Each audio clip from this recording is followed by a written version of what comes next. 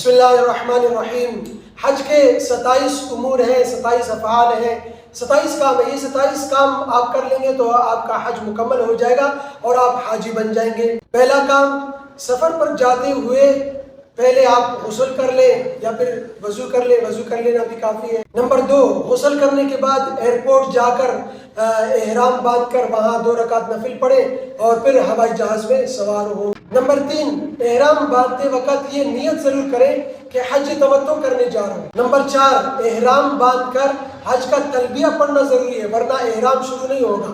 تلبیہ یاد کر لیں، زبانی یاد کر لیں، لبیک اللہم لبیک لبیک لا شریک لک لبیک ان الحمد والنعمت لک والملک لا شریک لک۔ یہ تلبیہ ہے، یہ یاد کر لیں۔ مکہ مکرمہ میں داخل ہو کر جیسے ہی آپ کی نظر حرم شریف پر پڑے تو آپ یہ دعا پڑھیں، زادک اللہ شرفا و فضلا۔ نمبر 7، حرم شریف میں داخل ہو کر سب سے پہلا کام آپ کا کیا ہے؟ طواف کرنا ہے۔ اس لیے آپ وہ جو طواف احرام کی جو چادر ہے تو وہ دائیں کندھے کے نیچے سے نکال کر بائیں کندھے کے اوپر ڈال لیں۔ اس کے بعد وہاں ایک کالی پٹی ہوتی ہے، اس کالی پٹی پر کھڑے ہو کر کعبہ کی طرف رخ کر کے دونوں ہاتھ اٹھا کر یہ دعا کہیں، بسم اللہ اللہ اکبر بسم اللہ اللہ اکبر، پھر ہاتھ گرا دیں۔ اچھا، یہ ذہن میں رکھیں، کالی جو پٹی ہوگی، کالی جو نشان ہوگی، اس سے آپ کا طواف شروع ہوگا۔ جب دوبارہ اس نشان پر پہنچیں گے تو آپ کا ایک چکر پورا ہوگا اور اس طرح آپ کو 7 چکر لگانے ہیں۔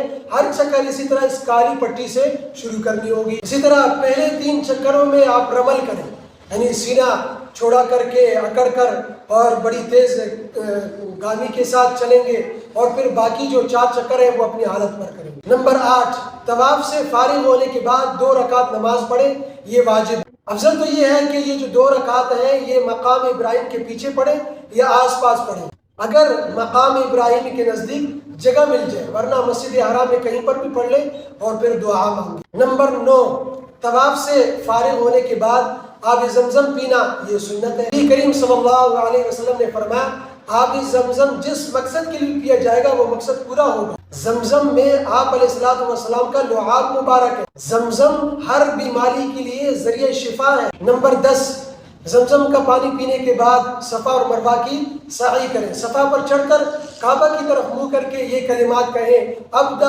بما بدأ اللہ بہ ان الصفا والمروۃ من شعائر اللہ، اور جو دل میں آئے دعا مانگ کر مروہ کی جانب چلیں۔ بیچ میں دوہری ٹیوب لائٹ کے درمیان تیز چلنا یہ سنت ہے، لیکن عورت تیز نہ چلے۔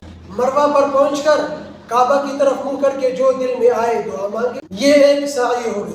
پھر یہاں سے صفا پر جائیں گے تو 2 سعی ہو جائیں گے، صفا سے پھر مروہ پر آئیں گے تو 3 سعی ہو جائیں گے۔ اس طرح 7واں چکر مروہ پر ختم ہوگا۔ اس طرح 7 بار چکر لگانے سے صفا اور مروہ کی سعی مکمل ہو جائے گی۔ نمبر 11، صفا اور مروہ کی سعی کے بعد سر کے بال منڈوا لیں یا کتروا لیں، لیکن منڈوانا افضل ہے۔ یہ حج کا عمرہ مکمل ہو گیا۔ اب اپنا احرام کھول دیں اور عام کپڑوں میں جس میں آپ ملبوس رہتے ہیں 8 ذی الحجہ تک رہ سکتے ہیں۔ نمبر 12، 8 ذی الحجہ کی صبح کو حج کا احرام باندھ لیجئے اور مینا کے لیے روانہ ہو جائے۔ احرام باندھ کر مینا کی روانگی کے وقت حج کا تلبیہ، لبیک الحجۃ لبیک اللہم لبیک لبیک لا شریک لک لبیک ان الحمد والنعمت لک والملک لا شریک لک، یہ پڑھتے ہوئے جائیں۔ نمبر 13، مینا میں 8ویں تاریخ سے 9ویں تاریخ کی صبح تک آپ مقیم رہیں گے اور وہاں 5 نمازیں یعنی ظہر، عصر، مغرب، عشاء اور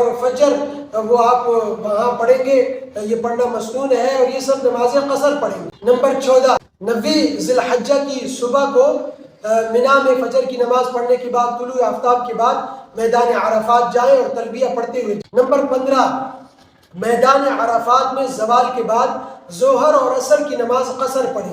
کوشش کریں کہ میدان عرفات کی جو مسجد ہے، مسجد نمرہ، وہاں امام صاحب کے ساتھ یہ 2 نمازیں پڑھیں۔ عرفات میں پھر اپنی کامیابی ان کے لیے دعائیں مانگے، اللہ تعالیٰ کی رضا حاصل کرنے کی دعائیں مانگے اور دیگر عبادات میں غروب آفتاب تک مشغول ہوئے۔ نمبر 16، جب سورج چھپ جائے تو پھر مغرب کی نماز پڑھے بغیر مزدلفہ کے لیے روانہ ہو جائے۔ نمبر 17، مزدلفہ پہنچ کر عشاء کے وقت میں مغرب اور عشاء کی نمازیں قصر پڑھیں۔ نمبر 17، مزدلفہ پہنچ کر عشاء کے وقت میں مغرب اور عشاء کی نمازیں ایک ساتھ قصر پڑھیں گے۔ نمبر 18، مزدلفہ میں شیطان کی رمی کے لیے چنے کے دانے کی بقدر کنکریاں جمع کریں اور یہ کنکریاں 49 لے لیں اور 10 ذی الحجہ کی رات وہاں مزدلفہ میں ہی گزاریں۔ نمبر 19، 10ویں ذی الحجہ کی فجر کی نماز مزدلفہ کی مسجد مشعر حرام میں جماعت کے ساتھ پڑھیں گے اور جب سورج اچھی طرح نکل جائے تو پھر مزدلفہ سے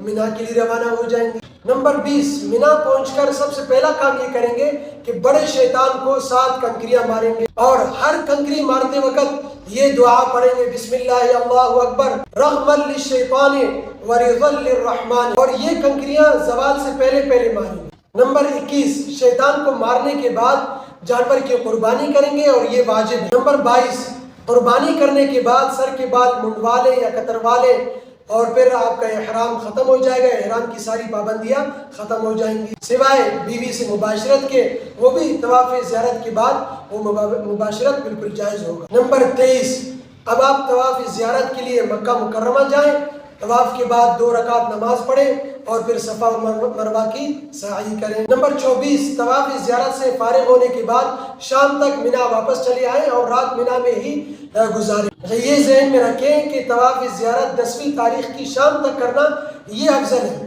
اور اگر کوئی عذر ہو جائے تو پھر اگلے روز بھی کر سکتے ہیں۔ نمبر 25، 11 اور 12 ذی الحجہ کو مینا میں رہیں اور زوال کے بعد شیطان کو کنکریاں بھی مارے۔ نمبر 26، مینا سے مکہ معظمہ جاتے ہوئے جو پہلا ستون پڑتا ہے پہلے اس کی رمی کرے، اس کے بعد اس سے بعد والے کی رمی کرے، اس کے بعد پھر اس سے بعد والے کی رمی کرے اور کنکریاں اس طرح مارے کہ وہ جو دائرہ ہے اس دائرے کے اندر گرے، باہر نہ گرے۔ مینا میں 10، 11، 12 تک رہنا یہ لازمی ہے۔ 12 سے پہلے کوئی حاجی واپس نہیں آ سکتا اور اگر 12 ذی الحجہ کو واپس ہونا ہے تو عصر کی نماز پڑھ کر مینا چھوڑ دے، یعنی کہ غروب آفتاب سے پہلے ہی مینا چھوڑ دے۔